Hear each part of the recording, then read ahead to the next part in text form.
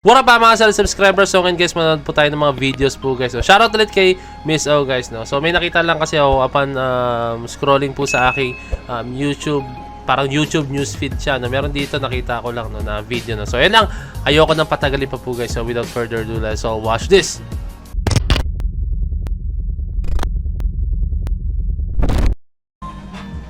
Josh Common kinurek ang mga fans sa maling assumptions sa Sumaya heartbreak song niya.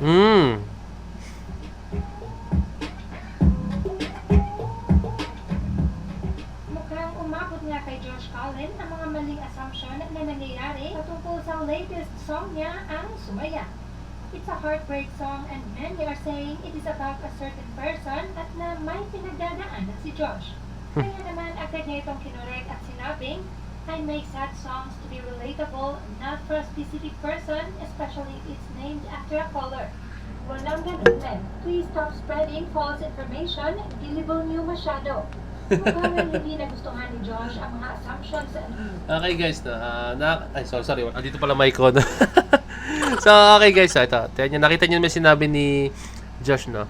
I make sad songs to be relatable, no? So tandaan niyo guys, kasi yung iba ang tinetake po nila na tinetake po nila yung mga bagay-bagay guys na pag halimbawang ito, nag-release po ng sad song, nag-release ng masayang kanta, ay siguro ano to, heartbroken to, ay siguro masaya to, nakapasa to sa exam, mga ganun, no? And yung iba kasi, di ba sinasabi nila yung mga composer, no?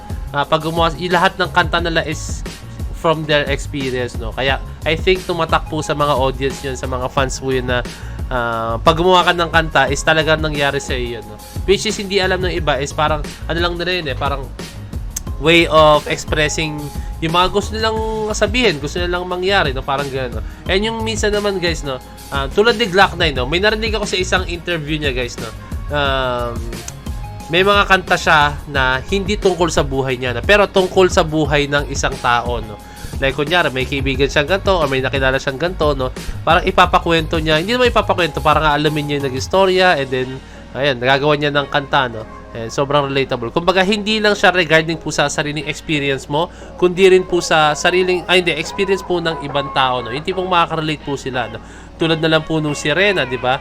I think si Glock 9 may kakilala siyang regarding po dyan, no. And ayun, regarding po sa si Rena, no. Even though na alam na si Glock 9 naman talaga is hindi po ganun, no, na si Rena, alam nyo na yun guys, na. And then, meron din siyang kanta po na, kung alam nyo yung Norem, no, kasama niya din si Shanty Dope, no. And meron siya rin kanta regarding po sa drugs. Si Glock 9 guys, good boy, alam nyo, no.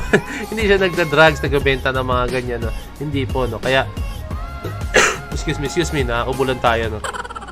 Hindi siya ganun, no. Kumbaga, I think yun po ay base lang po sa kanyang mga nakakasalumuhan taon. Meron pa siyang isang kanta guys, no, yung Between.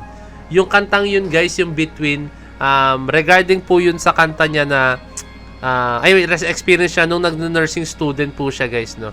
Parang OJT niya yata, nakita niya yung isang bata na sobrang umiiyak po, no, dahil po yung magulang niya is namatay, parang gano'n, no. And then pakinggan nyo guys yung Between ni Glock 9, sobrang grabe, sobrang nakakadala po talaga, no. As in yun yung daw po yung pinaka nangyari sa bata, no. Nakakalungkot po talaga as in, no. So ayun lang, alam niyo kung ba't ko kinento ko yun? Bakit? Dahil parang ganito po yan yung kay Josh Cullen, no. Kasi yung sinabi nga ni Josh, no, eto, basahin niya. Tingnan nyo. I make sad songs to be relatable, not for a specific person, no. Okay, ginawa niya po yung kantang to, no, para maging relatable sa madaming tao, para meron kayong pakinggan pag halimbawa malungkot kayo, di ba, no? And not for a specific person, no. Hindi niya to ginawa para sa isang specific person or sa sarili niya, no. I think ginawa niya to out of, kasi sobrang dami naman guys na nakakaranas nito, aminin natin, no. Hindi lang po, kunyari, hindi lang isang tao nakakaranas nito, as in napakarami po talaga, no. So alamin ni Josh yung pasikot-sikot pagdating sa ganyan, no. Especially if it's named after a color. Walang ganun men. Please stop spreading false information. Yun. Gullible or anong pronunciation nito? Please stop spreading false information. Gullible niyo masyado. Gullible. Tama ba? Magkaka-pronounce namin ni Miss O, no? Hindi ko alam yung word na yun, guys. Gullible niyo masyado, no? So, ayun lang. Medyo na-trigger siya, no? Hindi ko rin alam kung ano yung kumalat. Pero comment down below, ano bang pinaka nangyari, no? Hindi ko alam kung ano pinaka kumalat. Pero I think na-trigger siya kasi alam mo yun, pag halimbawa mang iniisipan mo ang isang tao na hindi naman ganun, no, parang nakaka-trigger din siya, no? Parang, ano siya, naiisip mo sa sarili mo, ano ba itong mga to? Kailan ba titigil to? Hindi ko naman ginawa yan. Di ba? Ewan ko ba ito yung mga ganyan tao, no? Pag halimbawa nag-release ka ng ganyan. Ewan ko sa inyo, ba't kayo ganyan? Okay. Mukhang hindi nagustuhan ni Josh ang mga assumptions ng mga fans patungkol sa kanyang kanta, lalo na kapag kinokonek ito sa mga taong malapit sa kanya. Ay, damn. Tandaan nyo guys, no? Pinakamasakit sa lahat or pinaka nakakainis lahat is yung pag dinamay mo yung malapit sa tao mo or taong mahal mo, no? Ayun yung pinaka. Kahit ako guys, pag halimbawa mang dinamay po yung mga taong mahal ko, no? As in, hindi ko kakayanin guys. As in, parang may time na baka may magawa akong hindi maganda, no? Kasi syempre, yung mga taong yun, yung mga taong mahal ko sa buhay, yung mga taong nakapalibot sa akin, no? Sila po yung dahilan kung bakit naging ganito ako, kung bakit ako naging point of peds, kung bakit ako napunta sa mundong to, kung bakit ako naging bata ako sumasayaw, di ba? Para mga ganun mga moments, no? Kung bakit ako masaya araw-araw, di ba? Yung mga ganun moments, no? Kaya, pag dinamay nyo sila, may inis ako kasi parang malaki yung ambag sa akin ng taong yan. Hindi wag kayong ganyan. Ako na lang inahin nyo kaya sila, no? Parang ganyan yung moment, no? I think doon na-trigger si Josh, no? Para nadamay yata yung mahal niya sa buhay or mga circle of friends niya or mga tao nakapalibot sa kanya, no? Yun ang wag na wag nyong gagawin, no? And ayun, kasi sila guys, tandaan niyo, di ba, na ang dami na pong binabato sa kanila as in, pero immune na sila, kumbaga okay lang sa kanila, pero once na idamay niyo po yung mga mahal nila sa buhay, ibang usapan na po yun, no? Dapat matuto rin tayo minsang pumreno rin talaga. Talagang maganda sa mga halimbawa nagsasalita sila at kinokorek ang mga fans, lalo na pag napapansin nilang sumasobra na at nakaka-apekto na sa iba. And so, tama na nga ang assumptions mga caps. Sumaya is just a song for everyone who can relate to the song and not about Josh experiences.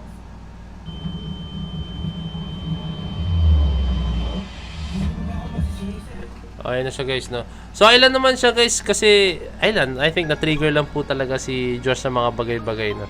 Hindi niyo siya masisi kasi tandaan niyo guys, tao rin po si Josh, no? Tao rin siya katulad natin, tao rin siya na naiinis, tao rin siya na nalulungkot, tao rin siya na trigger, tao rin po siya na kumakain din araw-araw, tao din po siya na katulad natin nakikita na araw-araw na humihinga, no? Kaya kung ano yung nararamdaman natin, ganun din po yung nararamdaman ni Josh, no? Kaya sana maging sensitive tayo. Kailangan, kunyari, pag magko-comment ba ako nito, pag magsabi ako nito, ano kayang isipin ni Josh, no? Kaya, kung i-relate mo na sa sarili na, isipin mo na kung ano magiging kalalabasan nito bago natin gawin, no? Kaya, kayo dyan, maging aware kayo sa mga ginagawa nyo, no? Maging mapagmatsyag, matuto tayo mag-hold back to. Sinabi ko kanina, dapat matuto po tayong pumreno, no? Huwag tayong sugod na sugod, huwag tayong atake ng atake kasi hindi nyo alam, baka pag umatake kayo ng umatake, hindi nyo alam baka yung inatake nyo is hindi maapektuhan. Ang masama nyan guys is baka kayo ang maapektuhan, no? Kaya ayun, matuto din tayo pumreno kahit minsan, no? So ayun lang guys, no? So this is Point of It signing out. Peace, that's G.